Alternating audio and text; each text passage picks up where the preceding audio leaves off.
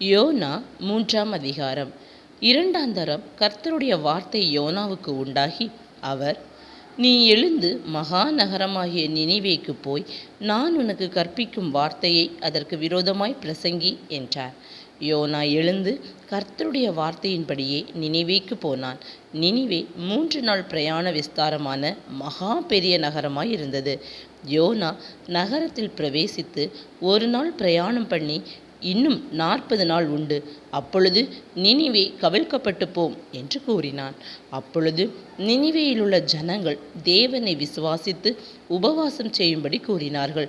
பெரியோர் முதல் சிறியோர் மட்டும் ரெட்டுடுத்தி கொண்டார்கள். இந்த செய்தி நினிவேயின் ராஜாவுக்கு எட்டின போது, அவன் தன் சிங்காசனத்தை விட்டு எழுந்து தான் உடுத்தியிருந்த உடுப்பை கழற்றி போட்டு இரட்டை உடுத்தி கொண்டு சாம்பலிலே உட்கார்ந்தான். மேலும் ராஜா தானும் தன் பிரதானிகள்